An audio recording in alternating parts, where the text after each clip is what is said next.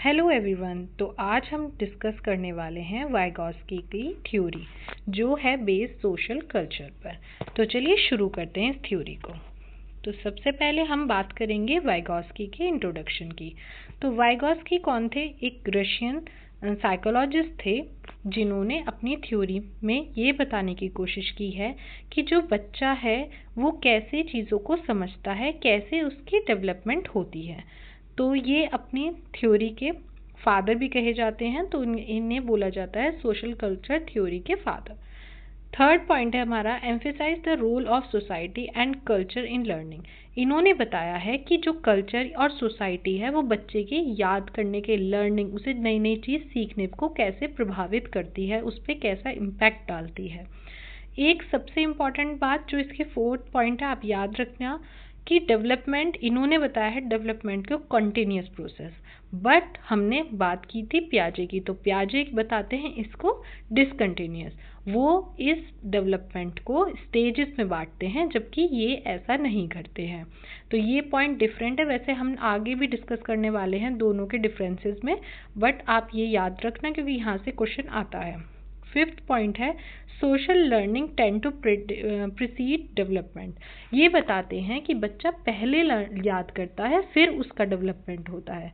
पहले वो सोसाइटी से या अपने आसपास की चीज़ों से चीज़ें सीखता है, तब उसमें डेवलपमेंट होता है। चलिए फिर आगे डिस्कस करते हैं इनके बारे में।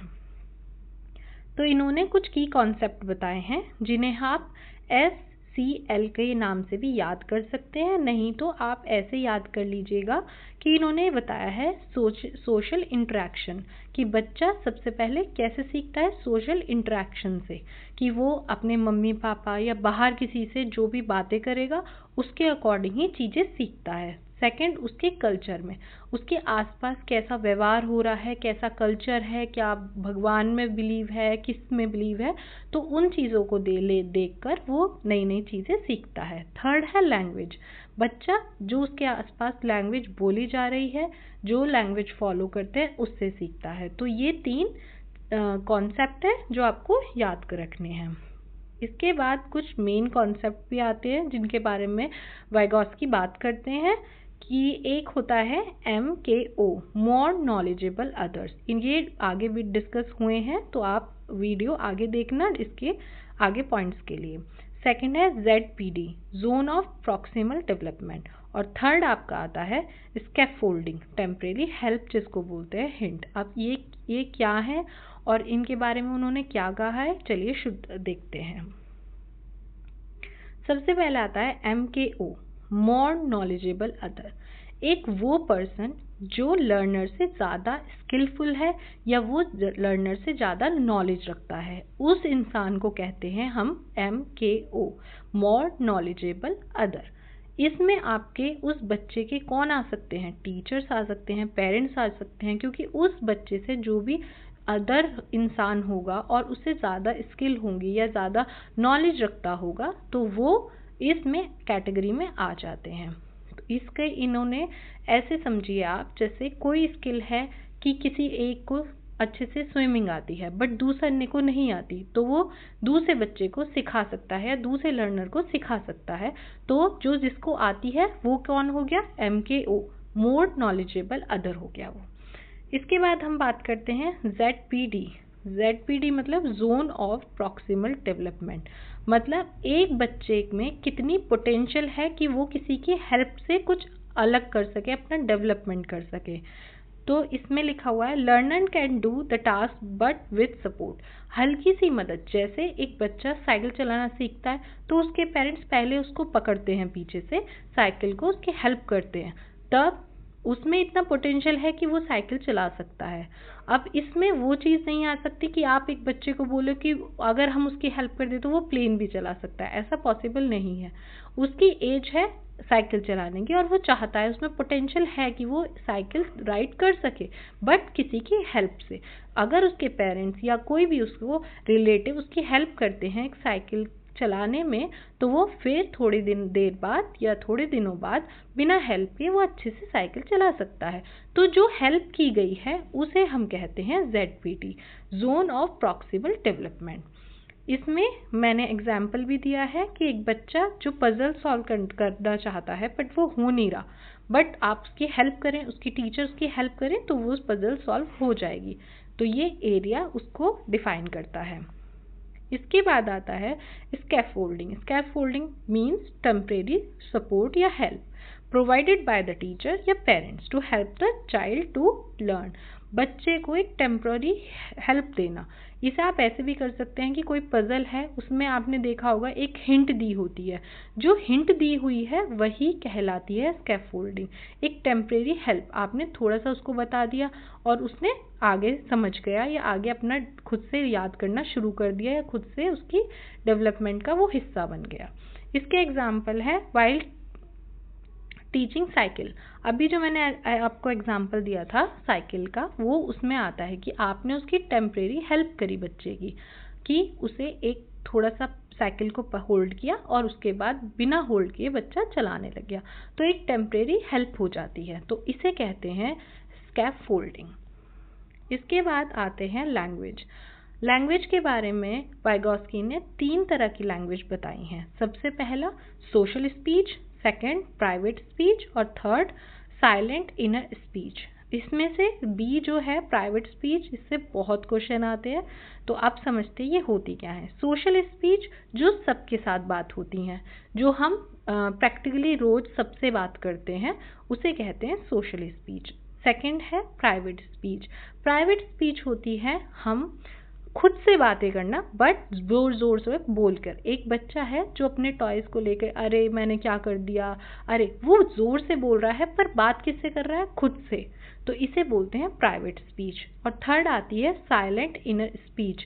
ये 6 साल की उम्र से ज़्यादा करते हैं, हम भी करते हैं, जो हम मन मन में पढ़ना या हम मन मन में अपने आप से बातें करते हैं, उसे कहते हैं साइलेंट इनर स्पीच। तो तीनों स्पीच आपको याद हो गई होंगी। इसके बाद चलते हैं, इन्होंने बताया है रोल ऑफ टीचर, कि टीचर कैसी होनी चाहिए, टीचर को क्या करना चाहिए बच्चे की डेवलपमेंट में। तो सबसे पहले आता है कोऑपरेटिव लर्निंग। कोऑपरेटिव मतलब सहयोग, एक दूसरे का सहयोग। बच्चे कैसे सीखते हैं, अगर उन्हें ग्रुप में बैठा दिया जाए तो वो एक दूसरे का सहयोग करेंगे तो लर्नर अच्छी तरह से चीज़ें सीख सकता है। सेकंड आती है पीयर लर्निंग। पीयर का मतलब ज़्यादातर फ्रेंड्स होता है या सहयोगी। जब बच्चे आपस में दोस्त वगैरह, एक दोस्त है जिसे इंग्लिश अच्छी है, एक दोस्त है जिसे मैथ्स अच्छी है, वो आपस में बैठ के डिस्कस करें और याद करें, तो ये सेकंड चीज़ आ जाती है लर्निंग के लिए। थर्ड है ग्रुप डिस्कशन। बहुत सारा ग्रुप होगा, वो आपस में डिस्कस करेगा, तो जो किसी को नहीं आएगा वो दूसरा इंसान बताएगा, तो एक दूसरे की हेल्प हो जाएगी। फोर्थ है आपका guidance and support. Teacher guide करे बच्चे को, उसका सपोर्ट करे, तो भी बच्चा अच्छे से सीख सकता है। और लास्ट आता है activity based learning. Vygotsky learning को हमेशा एक्टिविटी बेस्ड बताते हैं। वो बोलते हैं कि बच्चा जितना एक्टिविटी करेगा, खुद से सीखना कोशिश करेगा, तो वो ज़्यादा अच्छे से सीख पाएगा। इसके बाद हम डिस्कस कर लेते हैं पियाजे और वाइगोस्की के डिफरेंसेस में, जिससे हमें बातें दोनों की थ्योरी क्लियर हो जाएंगी। तो पियाजे जो थे वो बताते हैं कि चिल्ड्रन लर्न इंडिपेंडेंटली। चिल्ड्रन खुद से स्टेज में खुद से अपने आप से लर्न करने की कोशिश करता है, वो अपने आप से लर्न करता है चीज़ें। बट वाइगोस्की इसका उल्टा बोलते हैं। वो बोलते हैं कि जो चिल्ड्रन है वो सोशल इंटरेक्शन से सीखता है, कि वो पहले सोशली इंटरेक्ट होगा तब वो चीज़ें अपने आप को डेवलप करेगा। सेकंड है पियाजे बोलते हैं डेवलपमेंट बिफोर लर्निंग। डेवलपमेंट पहले होती है, ये बहुत इंपॉर्टेंट है, याद कर लीजिएगा कि पियाजे ने बोला था लर्निंग से पहले डेवलप होता है बच्चा, क्योंकि उन्होंने एक स्टेज में बांट दिया था। और वाइगोस्की इसका उल्टा बोलते हैं कि पहले बच्चा याद करता है, फिर बच्चे का डेवलपमेंट होता है, जिससे उसकी डेवलपमेंट प्रमोट हो जाती है। थर्ड पियाजे बोलते हैं फोकस ऑन स्टेज। पियाजे हमेशा स्टेज में बात करते हैं, और ये बात लास्ट टॉपिक, लास्ट जो पॉइंट है वो मैंने बताया अभी आपको, कि वो बोलते हैं डेवलपमेंट डिसकंटिन्यू। डेवलपमेंट को तोड़ दिया है उन्होंने स्टेजेस में, और स्टेज की बात करते हैं। उसके बाद वाइगोस्की इसका उल्टा बोलते हैं। वाइगोस्की कहते हैं कि बच्चा कल्चर से और सोशल लाइफ से, सोसाइटी से चीज़ें सीखता है, फिर डेवलप करता है चीज़ों को, और डेवलपमेंट जो है हमेशा कंटिन्यूस रहता है, वो कभी रुकता नहीं है। इसके बाद मैंने आपको एक चार्ट दिया है जो आपको ZPD और स्कैफोल्डिंग के बारे में बताता है। एक जो ये ब्लू कलर का एरिया है, व्हाट आई कैन डू, मतलब यहाँ एक बच्चा है जो खड़ा है, वो खुद से जो चीज़ें कर सकता है, मान लो साइकिल को पकड़ सकता है, होल्ड कर सकता है खुद से। उसके बाद एक एरिया आ जाता है what I can learn with help, मतलब अब उसके माँ बाप ने जो उसकी मदद की तो वो साइकिल चलाना सीख सकता है, तो ये आ जाता है ZPD में एरिया। उसके बाद ये लास्ट वाला जो एरिया है बियॉन्ड माई रीच, मतलब वो बच्चे के रीच में नहीं है, वो अब प्लेन चलाना नहीं सीख सकता कि उसके मम्मा पापा हेल्प कर दे तो वो प्लेन चलाना सीख जाएगा, ऐसा नहीं हो सकता।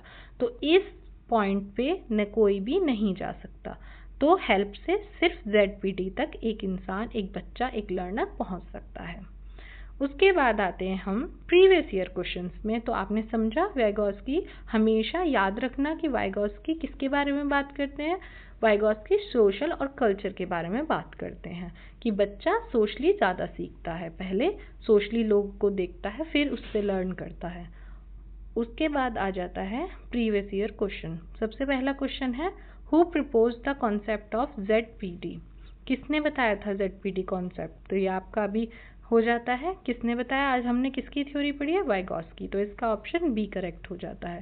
सेकंड है स्कैफोल्डिंग, स्कैफोल्डिंग मीन्स क्या होता है, क्या पनिशमेंट होता है, टेम्परेरी सपोर्ट या इन्फोर्समेंट, अभी हमने पढ़ा है स्कैफोल्डिंग मतलब temporary support. Previous year question आ जाते हैं आपके third. According to Vygotsky learning occurs through, learning कैसे होती है बच्चे की, तो अभी मैंने बताया वाइगॉस्की हमेशा सोशली बात करते हैं, तो इसका ऑप्शन सी ठीक हो जाएगा, सोशल इंटरेक्शन। फोर्थ है ZPD learner to, ZPD learner के लिए रेफर्स टू, किसके बारे में बात करती है, पहला point learning without help, B learner can do with support, और थर्ड मोरल रीजनिंग, तो इसका आंसर बी हो जाता है, learner can do with support.